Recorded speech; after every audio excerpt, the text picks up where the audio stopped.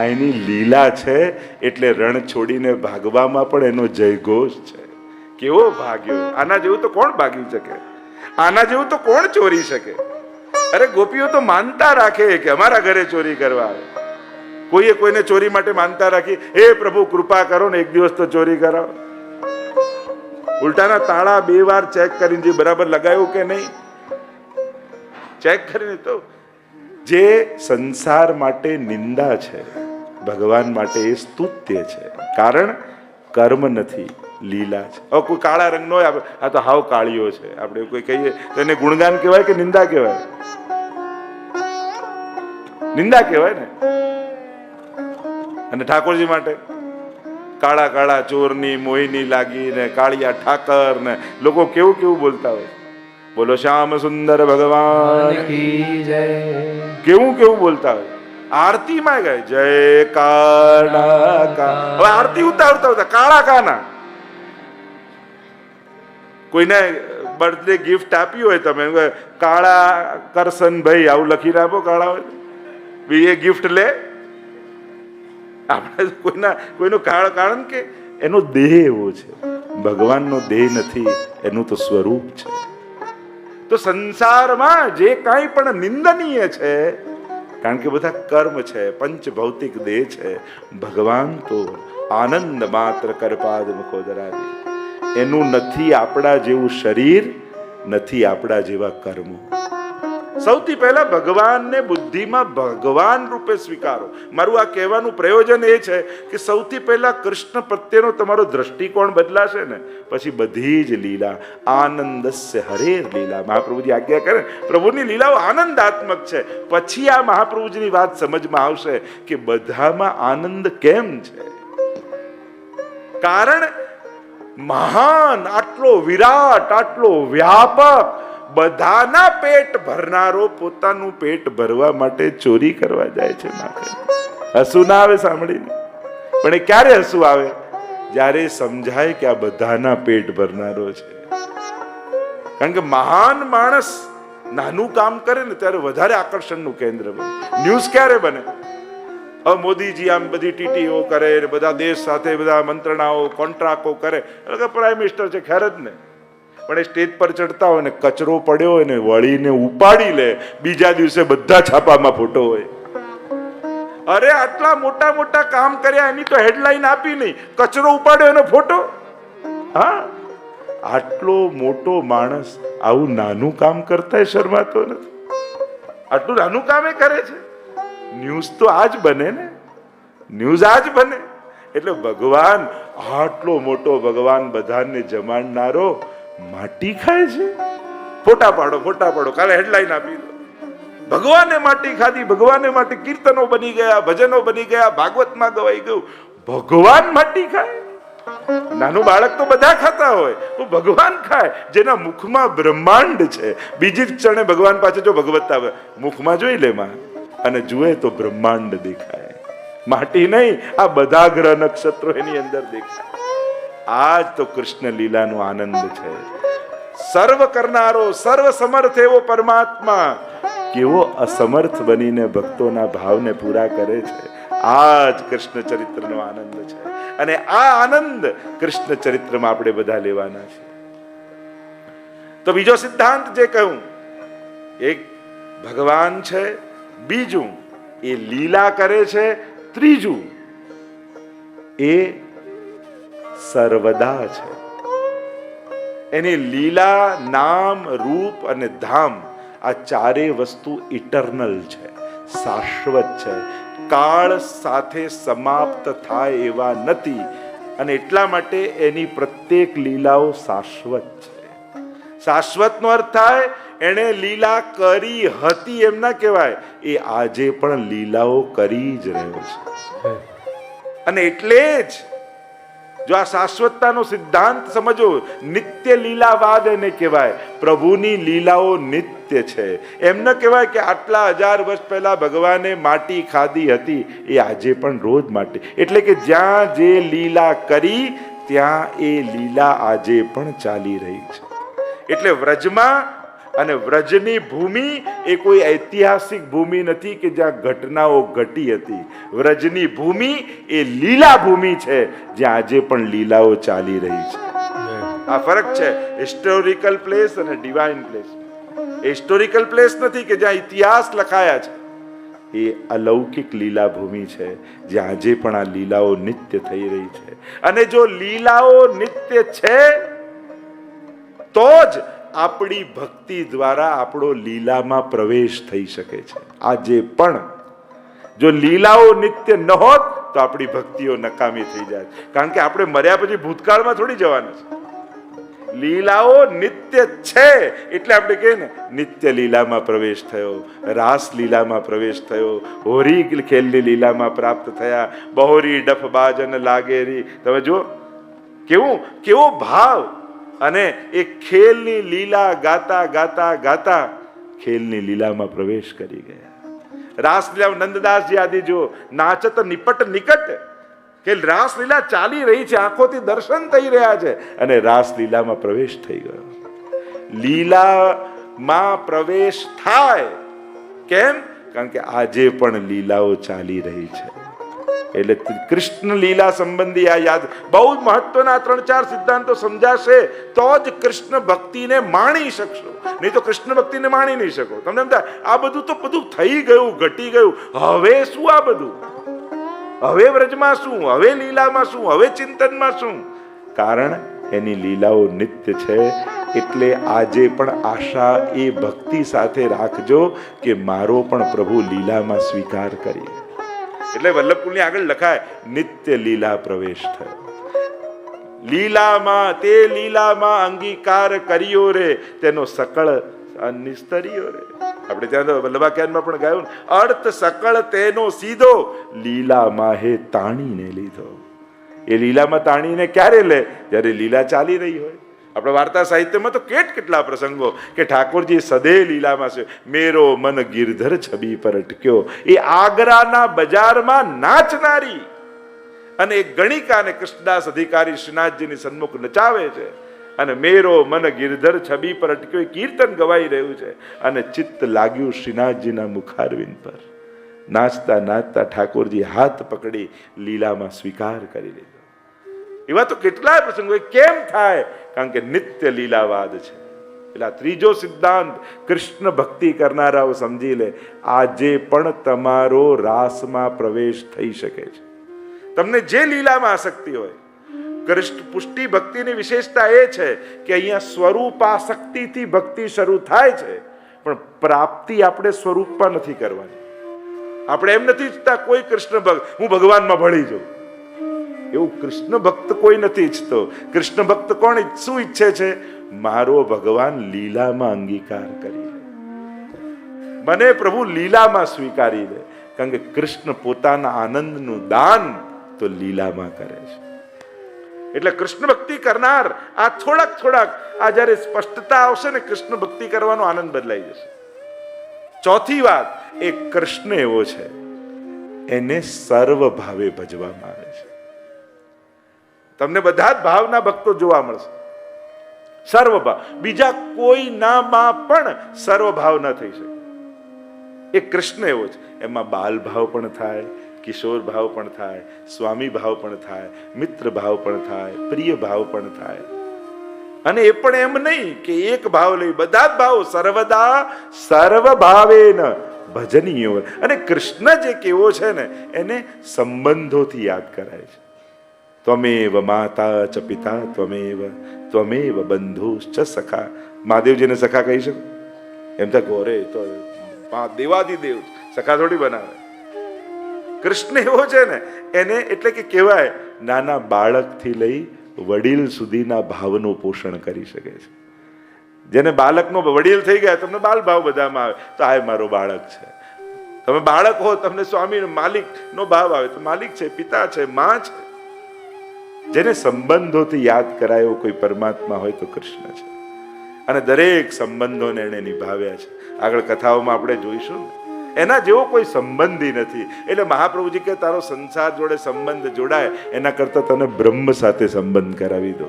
તારો બ્રહ્મ સંબંધ કરાવી દઉં, કારણ કે બાકી બધા આશા રાખીને બેઠા છે તારી, અને ભગવાન તારી બધી આશાઓને પૂરી કરવા માટે બેઠો છે. સંસાર કોઈક સ્વાર્થ લઈ, કોઈક ઈચ્છા લઈ, કોઈ અપેક્ષા લઈને બેઠો છે, અને ભગવાન અપેક્ષા પૂરી કરવા માટે સંબંધોને જોડે છે. આ પ્રભુની વિશેષતા છે. તો કૃષ્ણ જોડે બધા ભાવ, મંગળા કરો તો બાલ ભાવથી જગાવો, શૃંગાર કરો તો પાછો વાત્સલ્ય ભાવ, તમે યા ગોપીજનનો ભાવ ધારણ કરી લો, પાછું છાક લીલા કરો તો સાક્ય ભાવ રાજભોગમાં. સમયે સમયે પણ ભાવ જુદા. જો અમારા બ્રિજભાઈ એ બધા ભાવ કહ્યા, જે મંગળા, શૃંગાર, રાજભોગ, અષ્ટયામનો ભાવ. તો જે આઠે સમયમાં તમારા ભાવને પુષ્ટ કરવા તૈયાર છે એ કૃષ્ણ છે. એવો કૃષ્ણ છે. અને આ કૃષ્ણ તો એવો છે, એવું નહીં કે માળા લઈને મંદિરમાં બેઠા હો ત્યારે જ કામનો. અરે ધંધામાં જાઓ ને, આ ગોપીઓ પણ, આ ગોપીજનો કોઈ હાઉસવાઈફ થોડી હતા, એ વર્કિંગ વુમન હતા. રોજ દહીં દૂધ લઈને લોકો એમ માને કે હવે વર્કિંગ વુમન. અરે અમારી ગોપીઓ પણ વર્કિંગ વુમન હતી. રોજ માખણ વલોવી લઈને જાય મથુરાની બજારમાં. વિક્રેતુ કામા કિલ ગોપ કન્યા મુરારી પાદાર્પિત ચિત્ત વૃત્તિ દધ્યાધિકમ મોહવશાદ ભોજ ગોવિંદ દામોદર. વિક્રેતુ કામા કિલ ગોપ કન્યા, વેચવા માટે નીકળી, પણ મન વેપારમાં નથી. મુરારી પાદાર્પિત ચિત્ત વૃત્તિ. ચિત્ત વૃત્તિ તો પ્રભુના ચરણોમાં છે. અને એટલે મહિલો મહિલોની જગ્યાએ કોઈ માધવ લો, માધવ લો. હોળી રે ભરવાડ હરીને વેચવા છે. હોળી ભરવાડ, હોળી રે ભરવાડ હરીને વેચવા ચાલી. 16 સહસ્ત્ર ગોપીનો વાલો, 16 સહસ્ત્ર ગોપીનો વાલો મટુકીમાં ઘાલી. હોળી રે ભરવાડ હરીને વેચવા ચાલી. આ હોળી ભરવાડ એટલે ભગવાન પણ વેચાવા તૈયાર થઈ જાય. મહિલો મહિલો કરતા મહાપ્રભુજી પણ આજ્ઞા કરી ને કે ચેતસ્તત ચિત્ત પ્રભુમાં, અને વ્યાવૃત્તોપી હરવ ચિત્તમ. ભક્તિવર્ધનીમાં મહાપ્રભુજી આ વ્યાવૃત્તિ કરો, ચિત્ત હરિમાં રાખો. પ્રભુમાં ચિત્ત રાખતા રાખતા બધા જ કાર્ય કરો. અને આમ આ કૃષ્ણ તત્વની વાત, બધા સંબંધો સાથે એને ભજો. સર્વદા સર્વભાવેન ભજનીયો વ્રજાધિપ સ્વસ્યાયમેવ ધર્મો હિ નાન્ય ક્વાપી કદાચ. જો આ ભાગવતનું મંથન જ તો 16 ગ્રંથ છે ને. મહાપ્રભુજી આ દરેક વાત ક્યાંક ભાગવતમાંથી લઈ તમને માખણ રૂપે આપે. કારણ કે આ દહીં, આ વેદ આદિ આપણા કામનું, અહીંયાથી બેઠા છે એમાંથી કેટલા લોકોએ વેદનું પુઠ્ઠું જોયું છે કે ઋગ્વેદની બુક આવી હોય, અથર્વ વેદ આવ્યું હોય, શ્યામ. આપણે વેદ વેદ બોલીએ ખરા, પણ વેદનું કોઈ પુઠ્ઠું જોયું છે આપણે બધું? કાંઈ નહીં. અને આપણું ગજું નહીં. ગુજરાતી સરખું ન વાંચી શકીએ તો વેદના સંસ્કૃતની ક્યાં વાત? કઠિન છે ને આજના સમયમાં. ન ભાષામાં પહોંચાય તો પછી અર્થોની તો ક્યાં વાત? નથી કોઈ બ્રહ્મસૂત્ર ખોલી શકવાના. તો આ બધાનું દોહન કરી આપણે તો કઈ સમરી આપી દો ને, 5 મિનિટમાં કહી દો ને તમારી વાત. આપણે તો બધું શોર્ટમાં જોઈએ છે ને. ઠાકોર કે ચલ તને આખું ભાગવત શોર્ટમાં આપો, તને 16 ગ્રંથ રૂપે ભાગવતનું મંથન કરીને નવનીત આપો. અને મહાપ્રભુજીએ સાર રૂપે આપણને એવા એવા સુંદર ગ્રંથો આપ્યા. એવા શ્રી મહાપ્રભુજી. તો જે ચર્ચા આપણે કરી રહ્યા છે કૃષ્ણ ભક્તિને સમજવા માટે, સર્વ ભાવે એને ભજાય. તો આ કેટલીક બાબતો જો કૃષ્ણ માટે વિચારી રાખશો તો ભાગવતના કૃષ્ણને પૂરો ન્યાય આપી શકશો. કારણ કે આ પુરાણ છે, આ ઇતિહાસ નથી. મહાભારતને ઇતિહાસ ગ્રંથમાં મુકાય, રામાયણ ઇતિહાસ છે, શ્રીમદ ભાગવત એ મહાપુરાણ છે. ઇતિહાસમાં શું હોય કે બધું ડેટ વાઇઝ, જન્મથી લઈને કથા શરૂ થાય ના થાય. અહીંયા તો જન્મ આવે 10મ સ્કંદમાં, અને કથા તો ક્યારની પ્રથમ સ્કંદમાં જ મહાભારતની કથા આવી જાય. જેમ જેમ પ્રશ્નો પૂછાય એવા એવા જવાબ. એટલે અહીંયા સિક્વલ વાઇઝ ન હોય, અહીંયા તો પ્રશ્ન વાઇઝ હોય. જે સમયે જે પ્રશ્ન કર્યો એ પ્રમાણેનું સમાધાન થાય. પુરા ભવમ ઇતિ પુરાણમ, પંચમ વેદ કહેવાય. ઘણી જગ્યાએ તો એવી ચર્ચાઓ આવે છે કે વેદથી પહેલા પુરાણ છે, કારણ કે વેદમાં પુરાણોની કથાના ઉલ્લેખ મળે છે. કયા ધવા એમ કહીને પ્રહલાદજીની પણ વાત વેદ ઉપનિષદમાં મળે છે. તો આપણને થાય કે કોઈ વાત ક્યારે આવે, જ્યારે પહેલા ઘટના ઘટી ગઈ હોય. મહાપ્રભુજી તો કલ્પ ભેદથી, એટલે કેટલાક કલ્પ એવા છે જેમાં પુરાણો પહેલા પ્રગટ થાય ને વેદ પછી પ્રગટ થાય. કેટલાક કલ્પ એવા છે કે જેમાં વેદ પહેલા આવે ને પછી પુરાણ પ્રગટ થાય છે. તો આ બધી ચર્ચાઓ જ્યારે કોઈ ગુરુ મુખે ભણીએ તો સમજમાં આવે. બાકી સીધે સીધા સ્ટેટમેન્ટો કોઈ ગ્રંથ માટે પ્લીઝ આપતા નહીં. કોઈ ભગવાનની કોઈ લીલા માટે સીધે સીધા સ્ટેટમેન્ટ આપી ન દેતા. કારણ કે તમારું મને પૂછો તો મને તને ઘરના નથી પૂછતા, અમે શેના માટે પૂછીએ? ક્યાં આવું લખ્યું છે ભાઈ? તે વાંચ્યું શું છે? સીધે સીધું ક્યાં આવું લખ્યું છે? બધે લખ્યું છે. તે ભણ્યું કોની પાસે છે? એટલે ક્યારે પણ જે બાબતની આપણને સમજ, અને એમાં પણ પ્લીઝ ધર્મ માટે તમે ભણ્યા ના હો, જાણ્યા ના હોય, કોઈ કમેન્ટ્સ મૂકશો નહીં, કોઈ આપશો નહીં, અને કોઈને બુદ્ધિમાં દુર્વિચાર નાખશો નહીં. કારણ કે આ નથી ખબર એવું કહેવું એ બહુ બુદ્ધિમાનનું લક્ષણ છે. અત્યારે બધાને બધામાં કંઈક આપવું છે સલાહ.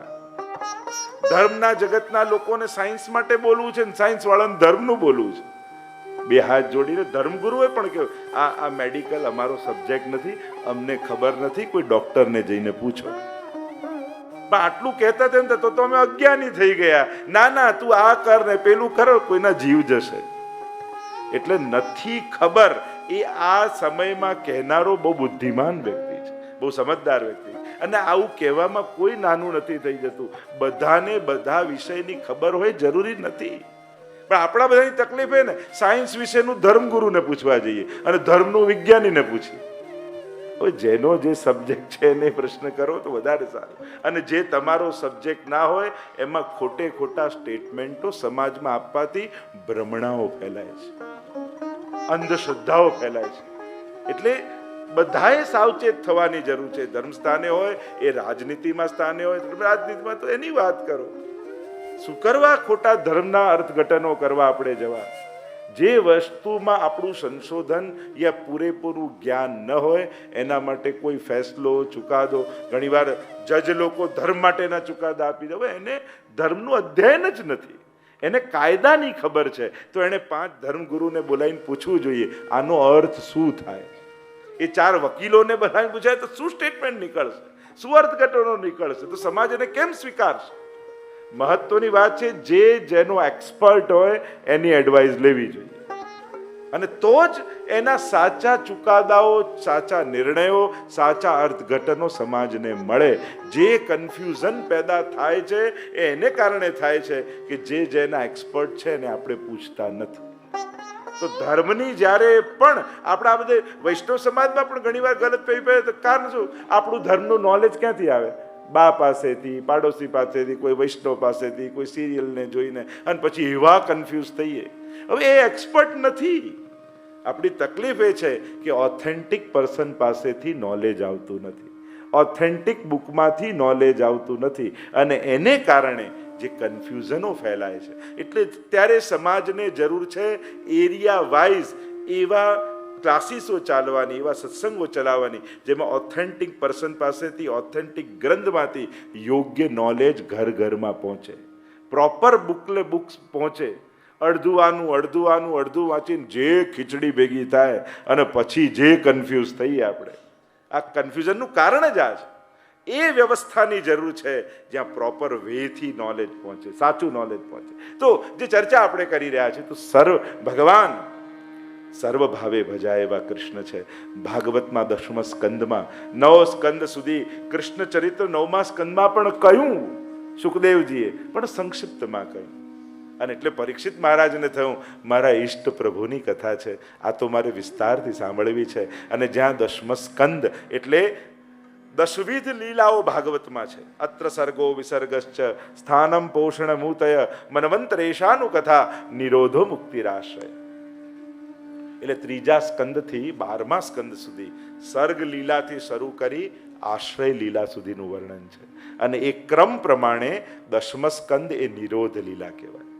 અને નિરોધનો અર્થ મહાપ્રભુજી કરે છે પ્રપંચ વિસ્મૃતિ પૂર્વક ભગવદ આસક્તિ નિરોધ. એટલે કે આ 10મ સ્કંદની લીલામાં ભગવાન શું કરવાના છે કે ભક્તોના પ્રપંચની વિસ્મૃતિ કરાવશે. પ્રપંચ એટલે શું? સંસાર. સંસાર એટલે શું? અહમતા મમતા. લૌકિક પ્રપંચ જે કહીએ એ અહમતા મમતા રૂપ સંસાર. એને કારણે મનુષ્ય માયામાં, એનો અર્થ થાય માયા, પ્રપંચનો અર્થ. એમાંથી કાઢશે અને સ્વયંમાં આસક્તિ કરાવશે. એ લીલાને કહેવાય નિરોધ લીલા. કારણ કે જીવ પોતાનો સ્વભાવ બદલી શકતો નથી. હવે આવો જ સ્વભાવ છે તામસ રાજસ સાત્વિક, તો કરવું શું? તો ભગવાન કે હું તારા સ્વભાવ પ્રમાણે લીલા કરીશ. મહાપ્રભુજી કારિકા લખે છે સ્વભાવ સન્નથા ભાવો ન વૈ શક્ય કથમ ચન અતસ ત્રિવિધ જીવેશુ ત્રિવિધા ભગવત કૃતિ. કે જીવને ભગવાન નહીં બદલે, પણ જીવને અનુકૂળ થઈને ભગવાન લીલા કરશે. કે તારો તામસ ભાવ છે, ચલ હું તામસ લીલા કરું. તને મારી જોડે યુદ્ધ કરવું છે, ચલ વેર ભાવથી તને હું પ્રાપ્ત થઈશ, આપણે યુદ્ધ કરીશ. તારો રાજસ ભાવ છે, તને સંસારની કામનાઓ છે, ચલ હું એવી લીલા કરીશ. એટલે ભગવાન ભક્ત જેવા થશે. એટલે તામસ લીલા જુએ ને તો તામસ ભક્તોને એમ થાય આ તો અમારા જેવો ભગવાન છે, સહજમાં એનું મન લાગી જાય. રાજસ લીલા જોઈએ, રાજસ આ તો અમારા જેવો ઠાકોરજી છે, સહજમાં મન એનું લાગે. એમ સાત્વિક અને પછી નિર્ગુણ.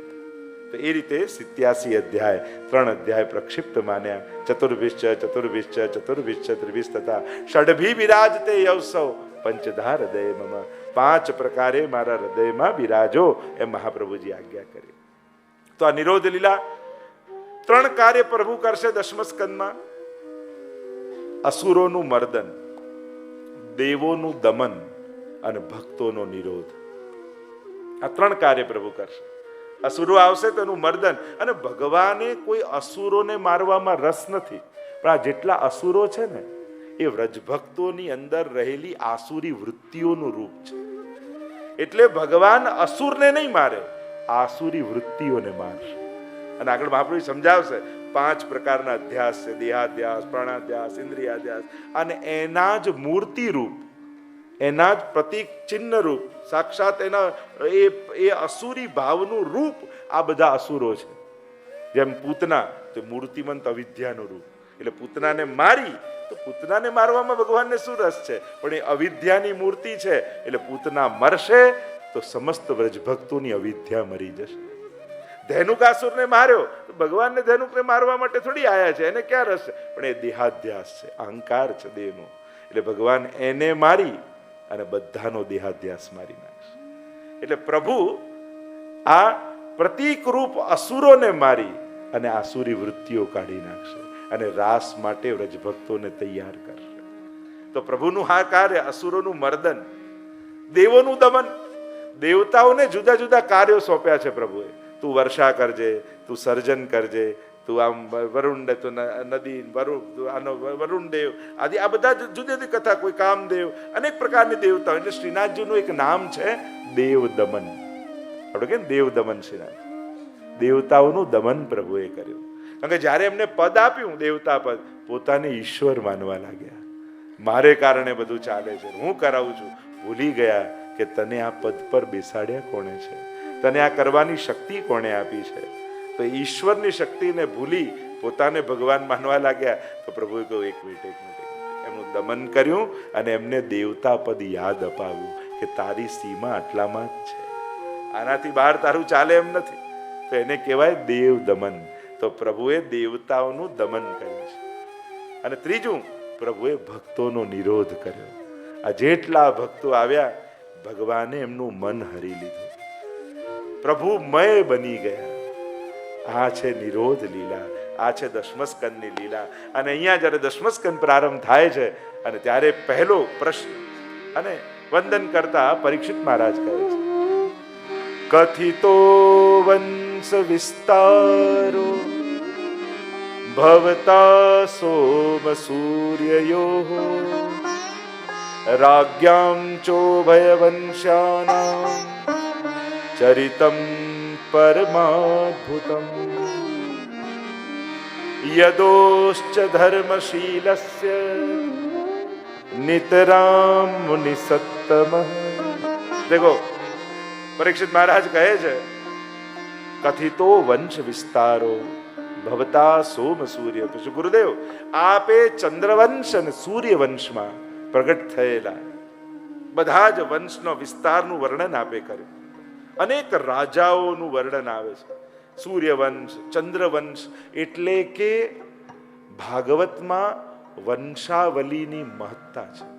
આપણે ત્યાં પરંપરાઓનું બહુ મહત્વ છે. કુળ પરંપરા, વંશ પરંપરા, કારણ કે આ બધી પરંપરાઓ ભક્તોની હતી.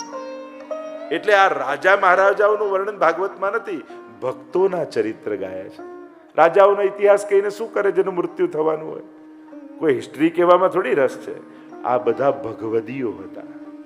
જો ભક્તના પણ વંશ હોય છે, કહેવાનો અર્થ જેમ અમારે વલ્લભ કુળનું અમે ગૌરવ લઈએ છીએ ને, એમ તમારું વૈષ્ણવ કુળનું પણ તમને ગૌરવ હોવું જોઈએ. તમારા દાદા દાદી બધાના એક એક ચરિત્ર ભાવ જુઓ એમના, કેવી સેવા, કેવા સત્કર્મો, કેવા પુણ્ય કાર્ય. અને આજે પણ એમના નામથી યાદ કરાય છે કે આ બધું કરી ગયા, આ બધું મૂકી ગયા. એક વસ્તુ યાદ રાખો, સાથે લઈ જવાનો કોઈ પણ વસ્તુનો કોઈ રસ્તો નથી. સાથે કંઈ લઈ જઈ નથી શકાતું, પણ કંઈક મૂકીને ચોક્કસ જઈ શકો છો, જે સમાજના કલ્યાણમાં કામ આવતું રહે. તો જે આ બધું મૂકી ગયા છે, આ તમે બદ્રીનાથ જાઓ, કેદારનાથ જાઓ, રામેશ્વર જાઓ, જગન્નાથપુરી જાઓ, કોઈએ બનાવ્યું છે ને. મંદિરો તો આકાશમાંથી ઉતર્યા નથી, પણ એ મૂકી ગયા બનાવીને મંદિરો, તો આવતી કેટલી પેઢીઓ તીર્થ પોતાને પવિત્ર કરવા માટે જાય છે. કોઈએ બનાવ્યું છે ને. એમ દુનિયામાં લઈ જવાનો રસ્તો નથી એ ખબર પડી જાય ને, તો હવે હું શું મૂકી જઈશ એ વિચારવાનું આજથી ચાલુ કરી દેજો. શું આ દુનિયામાં કંઈક એવું મૂકીને જાઉં કે જે આવતી પેઢી, આવતું કુળ, આવતો સમય એને યાદ કરી, એને જોઈને એને ઈશ્વર યાદ આવે, એને પુણ્ય યાદ કરે. કારણ કે બધા લખાયેલા નામ એ કોઈ યશ કીર્તિ માટે નથી હોતા, એ આવતી પેઢીને પ્રેરણા આપવા માટે હોય છે. જો આ દાદાના નામે આ છે તો પૌત્રાને એમ થાય કે હું કાંઈક એવું કરીને જાઉં. કોઈ ત્યાં રોકાયેલા ધર્મશાળામાં એને એમ થાય કે આ ભાઈ આવું સત્કર્મ કરી ગયા, તો લાવો અમે પણ કંઈક સત્કર્મ કરી જઈએ. આ બધી મોટી મોટી પ્રતિમાઓ મુકાય એ કોઈ વ્યક્તિને પેલા માટે નથી, પણ એ વ્યક્તિની વિચારધારા જીવંત રહે એના માટે છે. એ પ્રતિમાઓના પૂજન નથી, પણ એ મૂકી ગયેલી પ્રતિભાઓના પૂજન છે કે એ પ્રતિભાઓ સતત સમાજને પ્રેરણા આપતી રહે. અને એટલા માટે એવી પ્રતિભાઓ ભૂલાઈ ન જાય એના માટે એમના નામ લખાવવા જોઈએ, જેથી એ આપણા કુટુંબને, આપણી જ્ઞાતિને, આપણી પેઢીઓને એ નામનાઓ પ્રેરણા આપતા રહે, આવતા જનરેશનને. એટલા માટે ઘણીવાર નામ જરૂરી થઈ જાય છે. એ કેવલ યશ કીર્તિ માટે નથી હોતા, એ પ્રેરણાઓ માટે હોય છે. તો આ દરેક વસ્તુની મહત્તા છે. તમે એને કઈ રીતે જુઓ છો એના પર છે. અહીંયા વંશાવલીઓના ગાન કરાયા છે કે વંશમાં છે, દરેકને ગૌરવ હોવું જોઈએ કે અમે વૈષ્ણવ કુળમાં અમારો જન્મ છે. કારણ કે ભગવાન ભક્તોના વંશની પણ રક્ષા કરે છે. જુઓ ને બલિરાજાનો પ્રસંગ જુઓ. ભગવાને બધા અસુરોને માર્યા, બલિરાજાને માર્યા નથી, સુતલ લોકનું રાજ્ય આપ્યું. પૂછ્યું કેમ આવું? કહું આ તો મારા પ્રહલાદના વંશનો છે. ભગવાન એના પૂર્વજને યાદ કરે છે કે આ મારા પ્રહલાદના કુળનો દીકરો છે, આને હું દુઃખી ન કરું, આને તો સુતલ લોકનું રાજ્ય હું આપું છું. એના માથે, જેના માથે પગ મૂકે એના પર કેવી મોટી કૃપા હોય. નહીં તો બીજા ઘણાય રસ્તા હતા, પણ આ પ્રહલાદને યાદ કરી. એમ ક્યારેક તમે બેઠકજી જશો ને તો મહાપ્રભુજી તમારા વડીલોને યાદ કરીને માથે હાથ મૂકી દેશે કે આ કોના દીકરાનો દીકરો છે, આ કયા કુળનો છે. કદાચ આપણા પુણ્યો નહીં હોય, આપણા પૂર્વજોના પુણ્ય સેવાને યાદ કરી મહાપ્રભુજી માથે હાથ મૂકશે. કરત કૃપા નિજ હસ્તદેવ માથે. તો કુળ પરંપરાની પણ આપણી મહત્તા છે. સ્વતંત્ર ભક્તિ તો છે, પણ ક્યાંક જો મિલકત આપણે ભોગવતા હોય તો એના પુણ્ય નહીં ભોગવીએ, તો એ તો કૃપા છે. અહીંયા યાદ કરે છે સૂર્યવંશ, ચંદ્રવંશની આ બધા વિસ્તારથી કહું, પણ ગુરુદેવ હવે મારા ઈષ્ટની કથા આવે છે. કૃષ્ણની કથા આવે છે. હવે સંક્ષિપ્ત નહીં, વિસ્તારથી મને કહો ને.